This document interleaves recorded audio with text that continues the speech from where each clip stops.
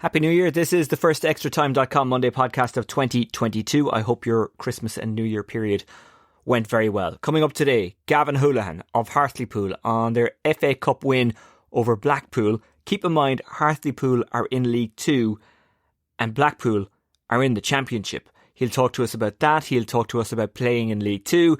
And we'll also ask him about his time in the League of Ireland. Remember, he played for Galway, Drogheda, Cork City and Waterford. We've also got Cork City fullback Gordon Walker on what it's like for players during pre-season and what Cork City are hoping to achieve this year. I think it's pretty obvious, promotion, but we'll talk to him about that. In Gaelic games, what a day it was for Ballygunner, who overcame Kilmallock in the AIB Munster Club hurling final in Páirc Uí Chaoimh, Cork yesterday.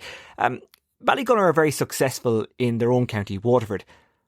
But it was really thrown at them before this game that they hadn't won the provincial championship enough. They did win it yesterday. It's their third time to do it. It's their second time in recent years. And their joint captain, Philip Mahoney, spoke to WLRFM. Yeah, it's unbelievable. This is, I don't even know what to say. If I could explain how low we were leaving 2 years ago. I'll never forget it coming home on the bus. Right. But just, it's probably a relief more than that. And like the lead up to a game like this is, it's tough because you know it means so much to you, and it means so much to all the lads, and to see everyone from Ballygunner out here, like that's what they're the reasons why you play hurling. But special feeling, special. I can't explain it, to be honest. How much motivation was that defeat to Borrisalee just down the road in Páirc Uí Chaoimh, Philip? Yeah, heading into this game. We didn't really talk about it, to be honest. We didn't really talk about it too much, but it's for me it was like it was, to be honest. I'll never forget that day.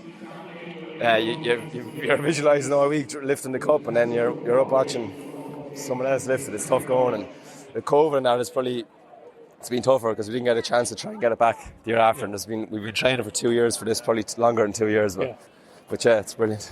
What was the key to the victory today, Philip? I don't know, our work rate maybe. I don't know, you're kind of so engrossed in it. You don't know, but we worked very, very hard.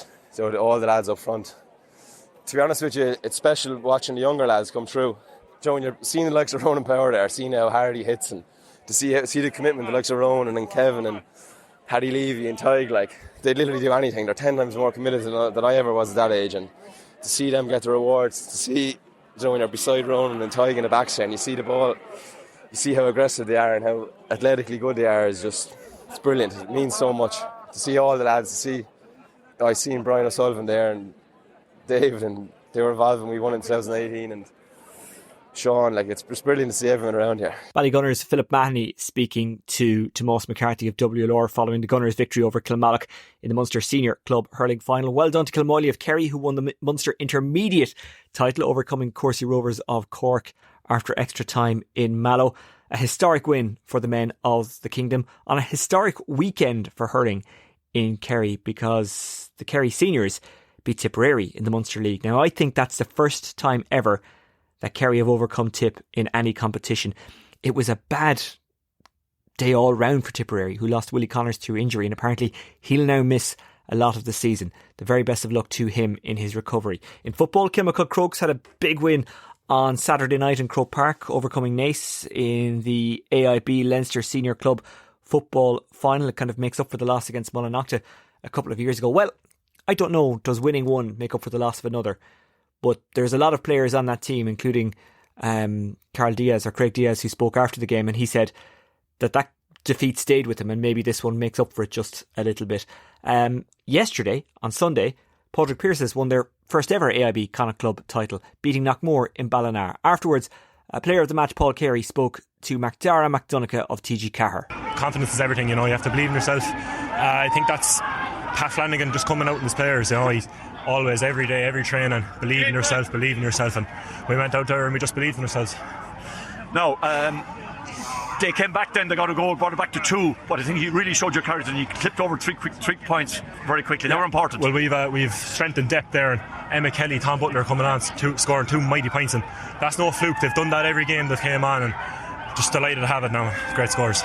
So now preparing for an All-Ireland semi-final. Yeah, can't wait now.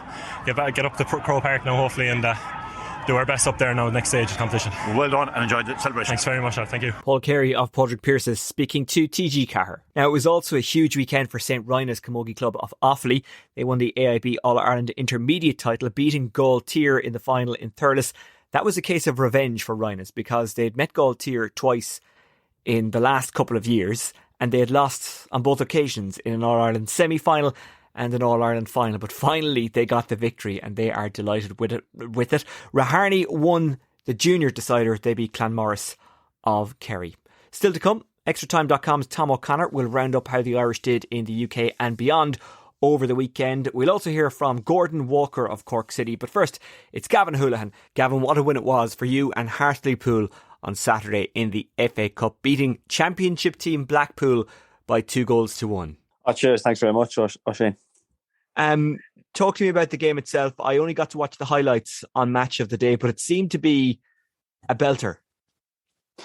It was. It was a bit of a end-to-end game. There was obviously plenty of chances in the game. We had to you come up against a championship side. You obviously have to be resilient and defend well, and I suppose ride your luck a bit, which we did. But no, I thought we were a good value for it in the second half. Thought we played excellent. You wouldn't have been able to tell there was 2 leagues in a difference between us. Managed to come back from a goal down, which showed the character of the team. Managed to get the 2 goals, and then, like I said, we had to throw bodies on the line and defend with everything we had then to try and get us over the line. It is a giant killing. I mean, you're in League Two, kind of in that midsection of League Two, and hopefully a decent second half of the season to get you into the playoffs. But having just come up from what was known as the conference to kind of solidify your spot wouldn't be bad either. While they're at 12th in the championship, so it is a bit of a giant killing. Did you go into the game with an attitude of, well, it kind of doesn't matter, this is bonus territory, or how did you guys approach it? No, to be honest, I think the mindset and the mentality we have at the club is, especially at home, I think you'll see our record at home over the last, I don't know, probably 18 months or so. I think it's one of the best in the country out of any of the leagues. I don't think anyone likes to come and play us at home with the atmosphere that the fans generate and, the intensity that we play at. So I think once the draw was made, obviously it's championship side, but no, it was one that we didn't really fear. I think we probably showed them a bit too much respect in the game in regards to the first half. We, I suppose, probably sat off them a bit too much and showed them a bit too much respect. But then, like I said, it's, in the second half, then we were more on the front foot and, I suppose got in their faces a bit more. And then, it obviously benefited us and we managed to get the 2 goals. So, no, but like I think everyone kind of backed us going into the game that, we were in a good opportunity of maybe causing an upset. Was this your first time playing a kind of a big FA Cup third round tie? We played, I suppose it probably would have been, we played Oxford United there, but they're League One. We played them a couple of seasons ago, but that was first time coming up against the championship side, as you would. And how did it compare to any previous experience you've had in football, either in the UK or in Ireland? Just the build up and everything, because we keep hearing about the romance of the cup and all that. And games like this kind of reinforce my love of the cup. But what's it like to be involved in the build up and what's it like to be involved in the game itself and then the aftermath? Because the celebrations were kind of cup final-esque at the end. I mean, the fans, the atmosphere was magic. Yeah, no, it was, yeah. And, leading up to the game, you could tell the excitement around the town. And you have all the, the media build up and the interviews and stuff like that. So, yeah, there was a lot of build up and hype before the game. But yeah, we were just trying to just kind of concentrate on what we do and kind of, I suppose, trying to treat it as normal a game as possible. And that's the way we kind of look to do it going into the game. But yeah, the celebrations after, like you said, were pretty magic. And I suppose, yeah, like you said, that is the magic of the FA Cup is, having days like that and, upsets like that. And there was quite a few over the weekend as well. So it shows that the FA Cup is still pretty special. How would you compare it to a League of Ireland team playing in Europe? Because it strikes me as having a lot of similarities. There's increased interest from fans. There's increased interest in media. You're playing a team who, technically speaking, might be better than you, but football is football, and you can beat them because that's just the way football works. And you've had those days in Europe as well. With I think Cork City won a couple of rounds. So is there any kind of comparison between the two? No, that's right. Yeah, like I said, with Cork, I suppose it was similar mentality going into the game. You're probably coming up against opposition that would be classed as playing at a higher level than you, and a bigger budget, so better players, etc. But the way we treated it at Cork was pretty similar to where we treated Saturday. Both teams have 11 men on the pitch. We start from an even scale, like right at the start of the game. So it's about I suppose inserting yourself on the game and just having belief that you can turn them over and cause a bit of an upset. Like I said, we did that with Cork a couple of times, playing a couple of teams from a higher level. So yeah, it's just about having that belief that you can actually I suppose cause that upset and get the win. And I guess you have the dream ticket for the fourth round, a Premier League team away. You'll play Crystal Palace, managed by Patrick Vieira, who no doubt is a hero to all midfielders, including yourself, Gavin. Well, I'm a United fan, so oh really? Growing up, I wasn't too fond of him, but I know, look, he was an absolute Rolls Royce. He was one of the best the Premier League seen. So yeah, no, it's brilliant to be coming up against people like him, obviously managing, and Crystal Palace, an established Premier League side. Sellers Park always seems to have a good atmosphere. They have a massive fan base and a lively fan base as well. Pretty similar to us in some regards, and I'm sure we'll bring a big away following as well. So the atmosphere should be brilliant, and something to really look forward to. Watching the game on Match of the Day and then doing a bit of reading about Hartlepool afterwards and kind of watching back some of the clips from last season that saw you promoted, it seems like there's a great fan base around the club, there's a great structure around the club, and there's just something good happening around the club. Is that a fair assessment? Yeah, I think obviously when I first came to the club, it probably wasn't in the best place possible in regards to, I suppose, maybe financially and the relationship between, I suppose, the players and the fan base. But slowly over the last 2.5 years, that's slowly been building. And obviously after last season getting promoted and that, it just brought everyone in the club together. And I think everyone's kind of obviously pushing in the same direction, which helps massively on and off the pitch. So there's definitely something special about the club. Like I said, the relationship between the players and the fans, and how much we integrate ourselves with them and vice versa. It's brilliant. So it's I suppose that's extra motivation going out every day, or going out into every game. And I suppose on Saturday, kind of giving it everything you can to give them something to have in their memories for years to come. Turning over a championship side. So that's obviously what we'll be looking to do in the next round, and fingers crossed we could do it. And what about you? I don't think you ever hid the fact that you wanted to go back across to the UK and have another go. Is this vindication for you? Is this kind of ticking a box for you, as in, okay, I'm doing something I wanted to do and I'm succeeding at it? What way is it working for you? How does it work for you? No, definitely. Like I said, it was something that I always had in the back of my mind. I wanted to kind of have another crack at it, and I suppose it's turned out to be the right decision. I've had good success since I've obviously come back across the water. So it feels like it's kind of paid off in a way. But look, I'm far from done yet. There's still a lot more I can achieve, and a lot more great days I can have over here. So first and foremost, obviously just trying to focus on doing my best for the club as possible, and hopefully having a bright future for myself personally in my career and as a club. And the fans seem to love you. Is that something that that you enjoy? Is that something that's good? Because they admire your work rate and they admire what you do on the pitch and your ability to play. That as a footballer must be very pleasing.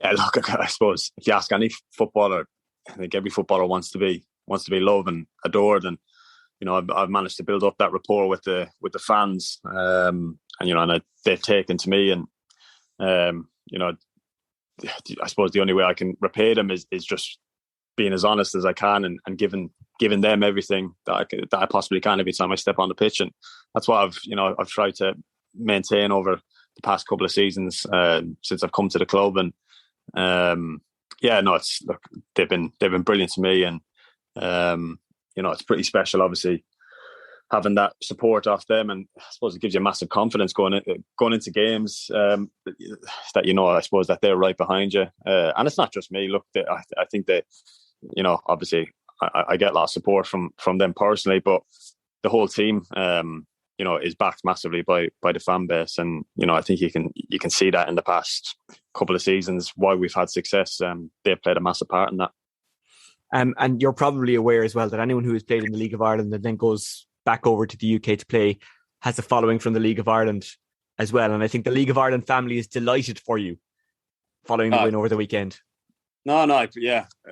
I've had many messages from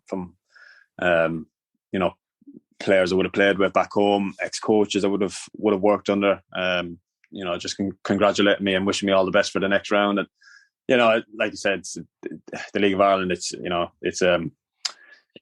I suppose a tight-knit community in a way. I think it's one of them. I think if one of us does well, then it seems to reflect well on the league, and it can only benefit the league. So and look, it's I have a lot to thank the League of Ireland for. Obviously, when I first came home, I needed to get my career going again, and the League of Ireland was the perfect platform to be able to do that and get that experience and that know-how, and I suppose forge a career for myself in the game. So I have a lot to thank the League of Ireland for, and it's something that I'll always hold close to my heart. How does the football, and I'm not asking which is better or which is worse, that's not how I'm framing the question, but how does the football compare in League Two to the Premier Division in the League of Ireland? Is it a different style? Is it faster? Is it more intense? What are the similarities and what are the differences? Yeah, I suppose I get asked this question a lot, and the only way I could kind of maybe describe it is, I think the league back home is funny in a sense where you'll have the top teams in the league. Obviously, myself, when I was at Cork, when the good days down there, or when you had the likes of Dundalk when they were getting into the group stages in Europe. Shamrock Rovers now at the moment absolutely flying. St. Pat's as well. Proper clubs, with good players, good facilities, good everything about the club. I know a lot of them would probably fit into probably lower League One, top of League Two. Yeah. So that's the only way I could kind of describe it. But yeah, I think it's similar in many ways. There's a lot of good players. It's physical. It's I suppose it's pretty. It's 100 miles an hour a lot of the time. You don't get as much time and space as some of the Premier League footballers do, which is pretty similar to back home. It's everyone's fighting for everything. That's the only way I could describe it. It's very similar to in that sense. Everyone's just fighting to pick up points, fighting to make careers for themselves, and fighting for success for their local clubs and local teams. And I guess, like any football league in any country, you need to work hard and you need to keep going, because if you don't, it all comes to a stop. Just before I let you go, Gavin, what are your own personal aims for the rest of the season, and what are Hartlepool's aims for the rest of the season? And keep in mind, you're doing this now with an increased Irish support. We're now all jumping on the Hartlepool bandwagon, especially for me, because Arsenal are out of the cup, so I'm jumping on your bandwagon. Hey, the more the merrier. No, I suppose. Yeah, look, obviously we've got the the fourth round to look forward to. But I suppose as boring as cliche as it is, our league is the bread and butter for us, and we're sat in a position where we're probably should be a bit better off than we are at the minute. We've probably dropped some silly points. We went through a bit of a spell, obviously, when the old manager left, where we went on a run where we weren't picking up as many points as we probably should have. But we've slowly started to, get back into our rhythm. And we're sat in a position now where I suppose playoffs isn't out of the question. So, in my eyes, that would be something that we'd obviously have to push towards and look towards. And there's no reason why we can't, if we can put in a good run between now and the end of the season, hopefully sneak into those playoffs. Okay, well, Gavan Holohan, thank you very much for joining us on the extratime.com Monday podcast. Brilliant. Cheers, Oisin.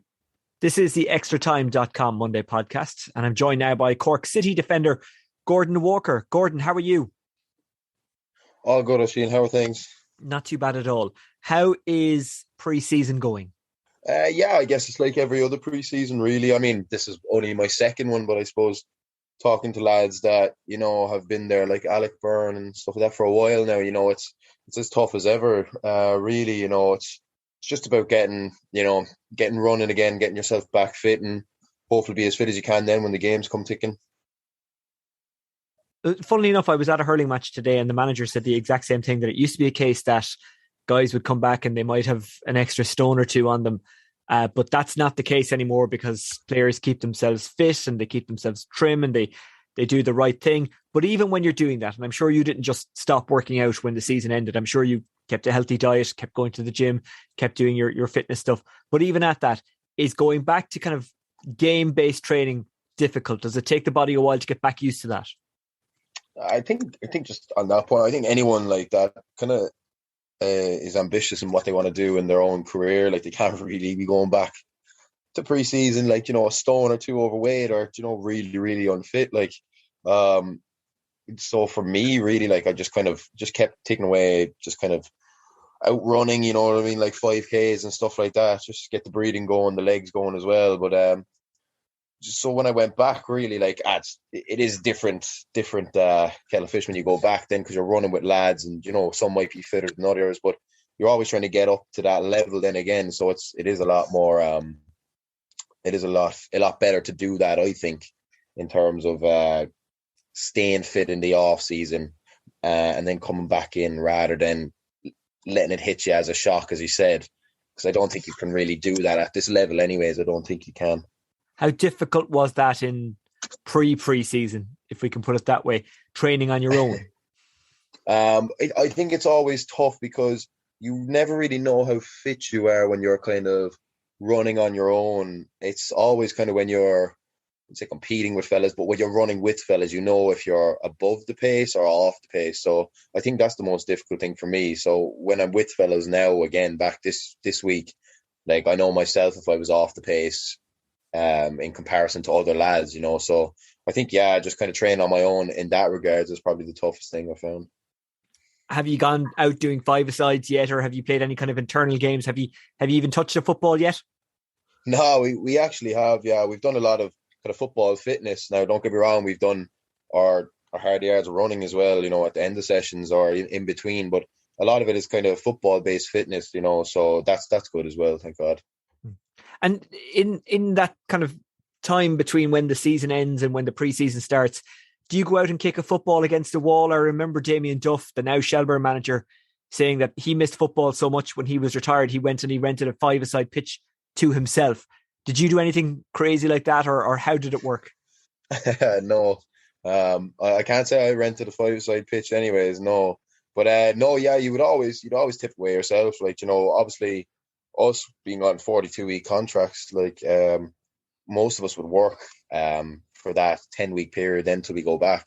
So finding like a balance between work then and training is a bit tough at the time, rather than when we're just training full time there with Cork. That's the main thing you have really to focus on. So I think it's just kind of finding a balance between when you can train and kind of working as well in the meantime. But yeah, there would be weekends where I'd head down to I'd go to Ballet Park in Carrigaline, really use that pitch a bit, just because it was my local club growing up. Yeah. And it's just around the back road as well from my house. And as well, I'd use Tremore Park as well, just for a bit of runs, really. Again, I'm the same. Like, there's not much you can do really in terms of like on your own with a football. Like, obviously there is, like, I practice my crossing, shooting, etc. But in terms of like a fella running at you, trying to take you on and stuff, it's a bit difficult. Like, so, yeah. It is kept to a minimum that way. But no, I did that about that much, anyways. Yeah, I was more focused on kind of getting my fitness levels up rather than the football, because I knew once we went back in that would be there. With our footballs around, your touch kind of, it comes back naturally, which is good. But yeah, I was more just getting my fitness levels up, really. And what's it like then when you come back after pre-season? Is it like the first day of school, everyone catching up with each other? There's a buzz, there's a bit of excitement around. What's it like? Like I said, there's lads only on 42-week contracts, so the team is constantly changing. I think we now have like, 5 new lads after coming in there now. So it's nice to see new faces, and, it brings brings kind of a bit of excitement to the squad as well, which is good. But yeah, I guess when you see old friends that, like, for us, we have a good few lads from Dublin and around the country, so you don't really see much of them after the season ends, really. Maybe once, twice, but other than that, you don't. And so seeing them after, like, when you come back, I guess it is like the first day of school again after summer. It's just sharing stories and stuff like that of what happened over the break, and how we're getting on and stuff like that. It was Christmas, Happy New Year, all that kind of crack. So yeah, I guess it is nice, yeah. And what's the buzz around the squad? Because as you say, there's a few new lads, but there's an awful lot of players who were there last season as well. And I think it's fair to say that last season, in a result sense, started badly, got better, and just didn't quite finish strong enough. But if you can take the momentum from the end of last season into the start of this season, you'll have a chance. You'll be in the running. Yeah, no, I think that the buzz around the squad at the moment is great. Like, and even speaking to lads that were here last year that are here again this year, we're all quite happy with the signings Colin made and quite excited about them, and we know that he's not just brought them in, for the laugh, really. Like, he knows these guys can compete. And I mean, you have Kev O'Connor coming in and Ali Gilchrist as well, and they've both won the league. You've James Duna came in as well. He's after playing in the Premier Division. Like, he has multiple appearances there too. These guys are no fools. They came here to do a job, and they're all in on the same objectives as us, and that's to go and win the league. And I think what killed us last year was probably the slow start. But I think you're right, yeah, if we bring the momentum we had from the end of the season into the start of this season, I think we'll be flying. I just think a good start is key for us to have a good season. I think even last year, towards the end of the season, if we probably had maybe 4 to 5 more games, I think we would have made the playoffs comfortably with the way we were going. But that's gone now, so we can only look forward and to the start of the next season and hope to put that right. I was at a few of your games early last season, and I'm convinced I was the jinx, because when I stopped going to your games, when I couldn't get to them due to other work commitments, you improved. But it seemed that the team just gelled. And at the start of last season, the squad was, I'm not going to use the term thrown together, but a lot of you hadn't played together before. There was a lot of young guys. And it seems to me that once you kind of came to terms with playing adult football at a very high level, and once you came to terms with playing together, then you started producing the stuff. Yeah, I think it was just maybe a confidence thing. Like, I mean, we haven't. Yeah, I know. I wouldn't say the squad was thrown together. Like, Colin knew exactly what he wanted. It was just like we just needed to gel a bit. And I think once that happened and we got that win under our belt, whatever, we started to kick on then. And I think that came then, like when we kicked on. I think that came from the confidence that we got from that first win. I think we just needed that, really. And I think we went through a month there without a win. I think it was 4 losses in a row. So that was, that's never good, like, for players, like, in a confidence way. So once we got out of that little rut we were in, I don't think we really looked back in terms of results after that. Now, there was 1 or 2, obviously, throughout the season after it. But I think in terms of, like, picking up points from matches, I think it was much more efficient than the start of the season. And what about you, Gordon? You've this is your second spell at Cork City, because you were there, then you kind of took the back road, and now you're back. It's a route that has worked out for you.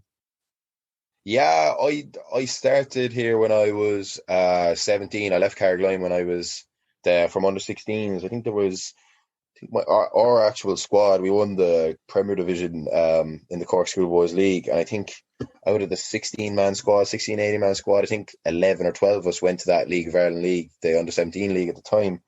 And I think nearly 7 or 8 of us signed from Carrigaline to Cork City. And it was just the case that I had gone playing, like, regularly from probably under 11s to under 16s into an environment where I was kind of in and out the team, and then I wouldn't see, I wouldn't kick a football for about 6 weeks. And then I ended up breaking into the team kind of towards the end. But after that season, then I kind of looked at it and said, I don't know if, like, is it going to kind of stall my development a bit at this age? Do I need this? And I knew that a manager that was managing us at Carrigaline at the time was taking over at Cove 17s that year then.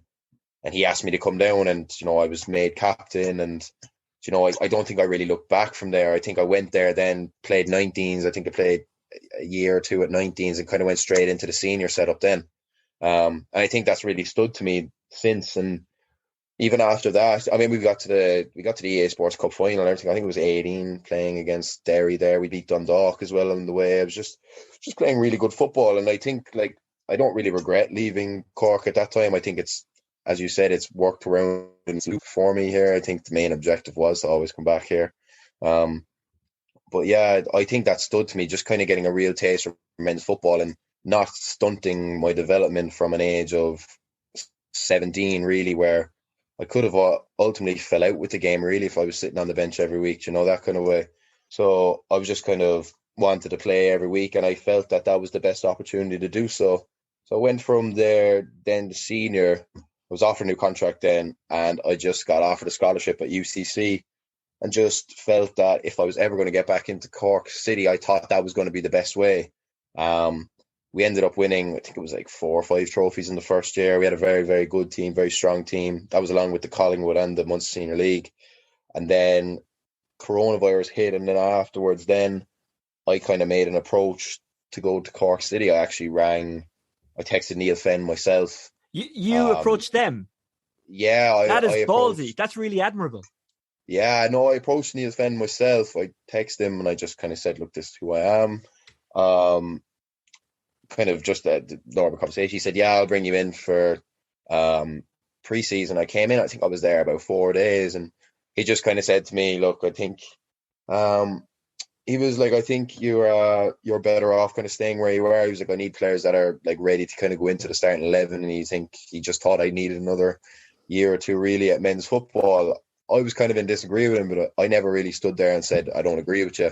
I think his mind was made up even before that, so I left that off.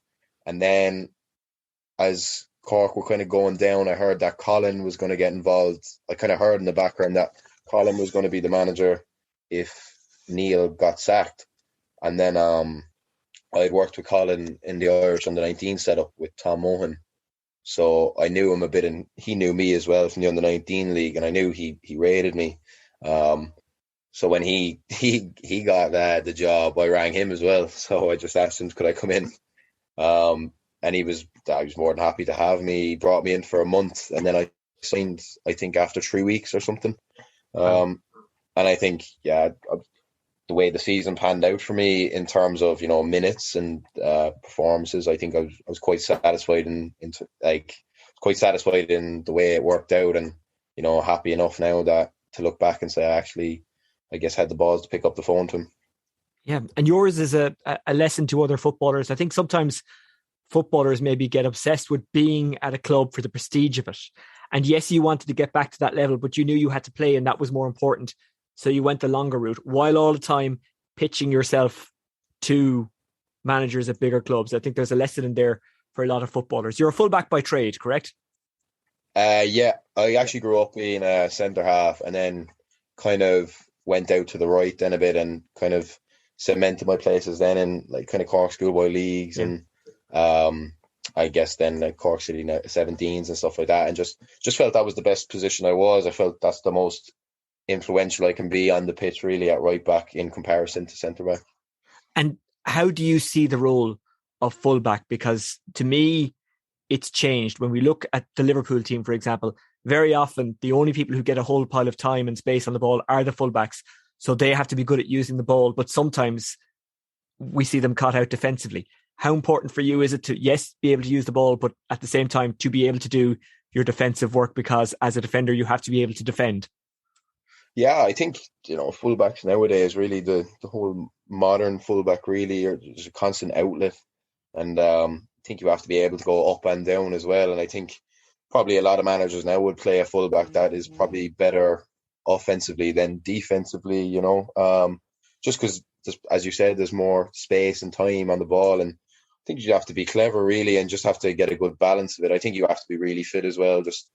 I think it's important to get up and down the pitch, and if you can help the team offensively, then you can do it defensively as well, So I think that's really important. That's really what I try and bring into my game. I think I am an attacking fullback, but I think I would like to say that I'm a good defender at the same time, Is it hard sometimes to make the decision when you're on the pitch because you want to get forward, but at the same time, you don't want to leave your space open at the back. You don't want to be caught with the ball over your head and then be kind of caught in no man's land. You don't want to be caught by them counter-attacking and getting down the pitch on your side.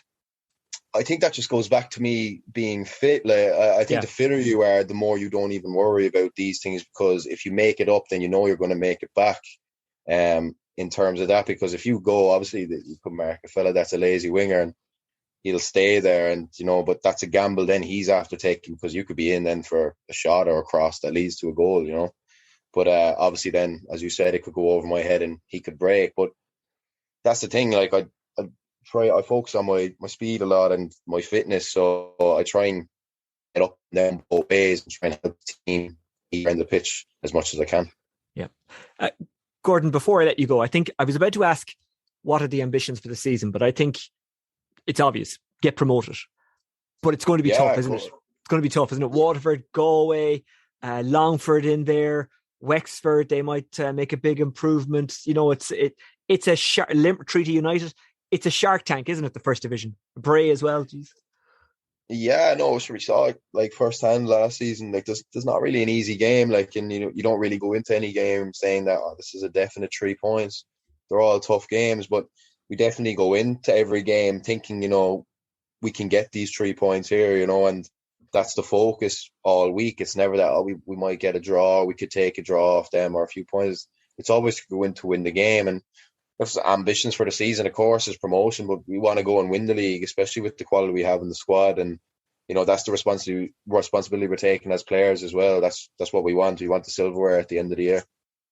Gordon, it's been a pleasure talking to you. The very best of luck to you and Cork City this season. And I mean that because I'm a City fan, and anyone who listens to the podcast knows that, even though I'm from County Waterford. I'll explain it to you sometime. You're probably too young to remember me screaming into a microphone at the Cross during the heady days of George O'Callaghan. Gordon, say I was in the shed. You were probably abusing me then. Okay. Cork City defender Gordon Walker, thanks for joining us on the extratime.com and Monday podcast. Thanks for having me, Oisin. See you. Well, that's almost it for the extratime.com Monday podcast. But before we go, let's get a roundup of how the Irish did in the UK and beyond with extratime.com's Tom O'Connor. FA Cup weekend this weekend for the Irish in Britain, and many players had an active part throughout the competition. So, look, we're going to give a brief run through, I suppose. In terms of goal scorers, the most high profile would have been Sam Smogic, as his Peterborough side beat Bristol Rovers 2-1. And on the Bristol side, we had ex-Shamrock Rovers player Trevor Clark playing left back. Shane Long scored. He came on as a sub for Southampton after 78 minutes, scored a goal and recorded an assist as they beat Swansea 3-2 after extra time. Ex-St Michael Obafemi was playing up front for Swansea, and Ryan Manning was playing left back. Then on Sunday we had Morecambe, who were being led by Kerry's Diarmuid O'Carroll, as the Morecambe manager Stephen Robinson wasn't available on the day. So they took a shock early lead through Cork man Anthony O'Connor, former Ireland under-21 cap, before Spurs came back to record a 3-1 victory. And for Spurs we had ex-Bohemians player Matt Doherty playing right wing back. Then also over the weekend, we had an ex-Bohemians player, Evan Ferguson, come on as a sub for Brighton, made an instant impact. He set up a goal as Brighton beat West Brom 2-1. Callum Robinson on the score sheet for West Bromwich Albion there. And then also on the score sheet, we had James Collins as he scored the winner as Cardiff beat Preston 1-0. In the Women's Super League, we had a clean sheet for Grace Maloney as her Reading side beat Leicester 1-0. We had assists for Jamie Finn and Lucy Quinn as Birmingham won 2-0 over Arsenal, and we had Louise Quinn and Harriet Scott also playing in the game. Down a division, Leanne Kiernan helped herself to a hat-trick as Liverpool beat Blackburn 6-0. Niamh Fahy from centre half also scored a goal, while Megan Campbell came on at half-time as she makes her recovery back from injury. While up in Scotland, in Eileen Gleeson's first home game in charge of Glasgow City, they won in the third round of the Scottish Cup. They won 9-0 and Claire Shine scored a goal.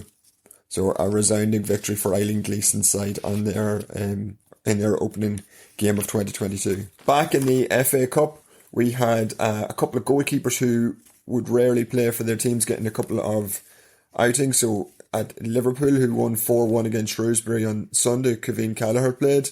We had Stephen Henderson, who started in Charlton's 1-0 loss to Adam Eda's Norwich.